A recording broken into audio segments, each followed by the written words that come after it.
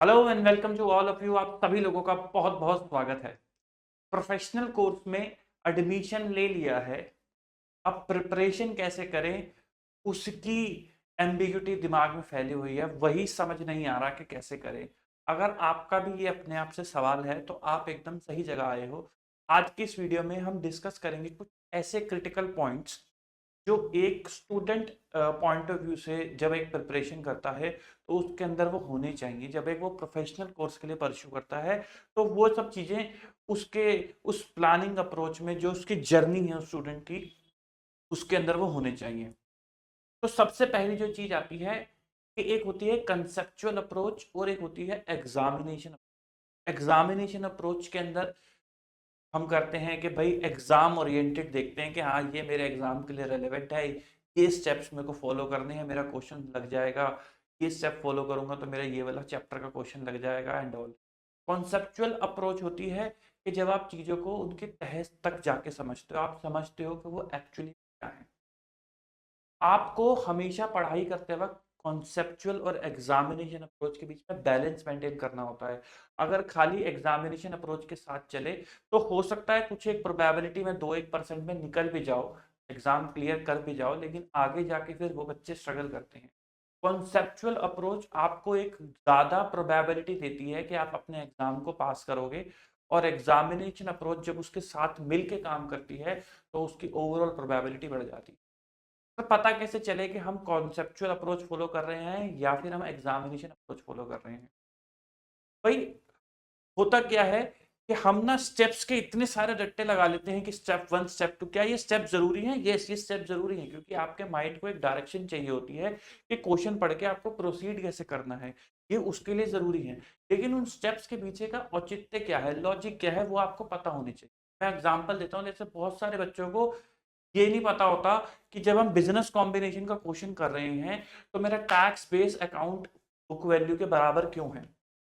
तो अगर इंस्टीट्यूट कुछ घुमा देता है, हल्का सा क्वेश्चन में लाइन वाइन चेंज कर देता है, फिर वो स्ट्रगल करते हैं कि अब टैक्स बेस क्या है। तो दीज आर द थिंग जो आपको ध्यान में रखनी है जब आप अपनी प्रिपरेशन कर रहे हो, कि आपको कॉन्सेप्चुअल भी रखना है कि ये नहीं कि सिर्फ रट्टे लगा दिए, स्टेप्स याद कर लिए और उस टाइम पे क्वेश्चन हो गया तो हम आगे भी पार कर जाएंगे। तो वो आपके जो स्टेप्स का रट्टा है वो आपको दूर तक लेके नहीं जाएगा।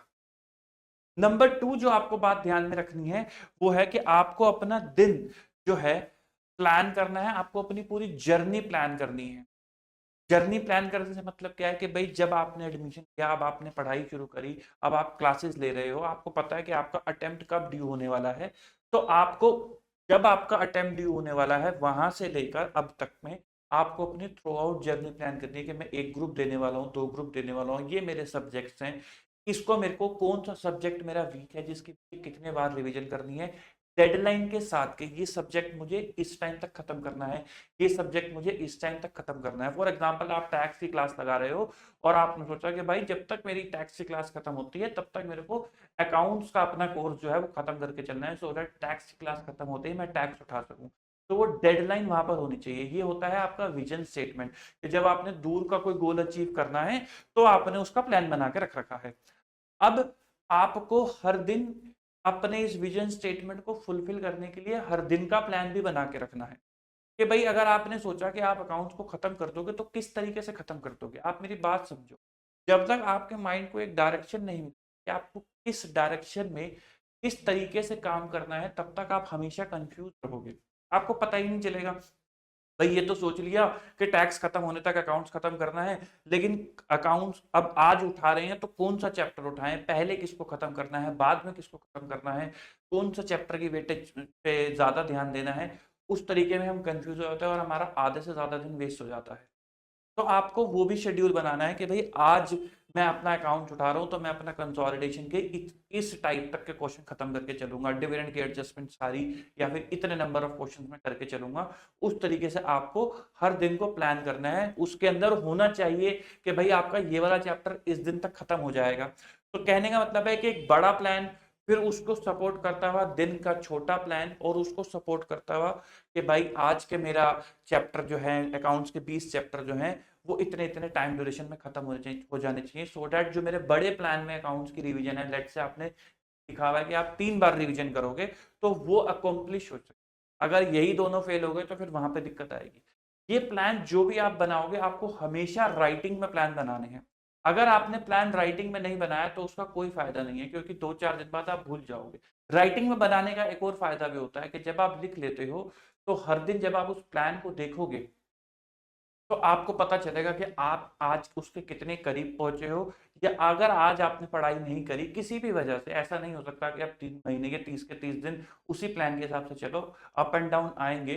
तो वो जब डाउन आएगा तो आपको वो पुश करेगा अगले दिन के लिए, मोटिवेट करेगा अगले दिन के लिए कि आपको फुलफिल करना है।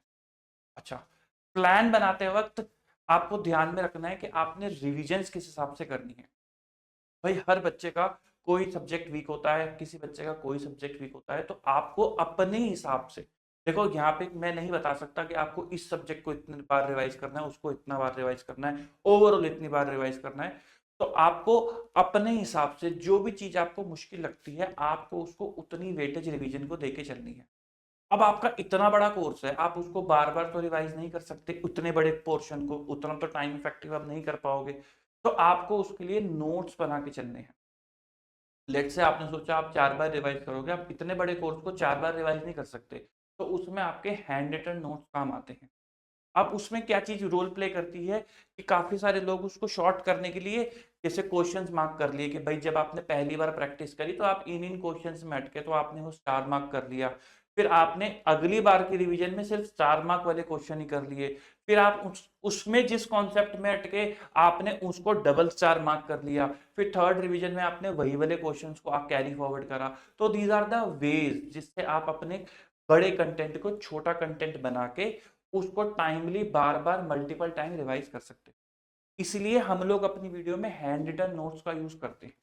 जैसे मैं अपनी वीडियो में हैंड रिटन नोट्स का यूज करता हूं, तो जब मैं आपको रिवीजन करा रहा होता हूं तो मैं वही हैंड रिटन नोट्स यूज करता हूं और वो अपने टेलीग्राम पे भी डाल देता हूं, ताकि जब आप खुद से रिवाइज करो, अगर आप उन हैंड रिटन नोट्स का यूज कर रहे हो तो आपका वो रिवीजन जल्दी से जल्दी इफेक्टिवली हो जाए और सारे पॉइंट्स भी कवर उसके अंदर हो जाए।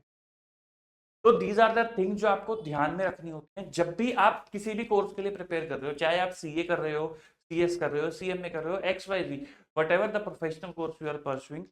ये जो टेक्निक्स हैं ये हर एक स्टेप पे आपको काम आएंगी। ये मेरे पर्सनल एक्सपीरियंस से है, मैं भी यही चीजें करा करता था। इन्हीं ने मेरी हेल्प करी मुझे क्वालिफाई बनाने में। तो आई होप आपको इनसे हेल्प मिलेगी एंड आप अपने प्लानिंग को प्रॉपर कर पाओगे। आपको प्लानिंग से रिलेटेड और कोई हेल्प चाहिए कि आप किस तरीके से क्या कर सकते हो, कौन सा सब्जेक्ट पैटर्न किस तरीके से होता है, क्या पहले रखें क्या बाद में रखें, तो प्लीज़ डू कमेंट। हम ट्राई करेंगे कि हम उसमें भी आपकी हेल्प करें। तो मिलते हैं आपसे अगली वीडियो में। Good bye, tata, take care, bye bye.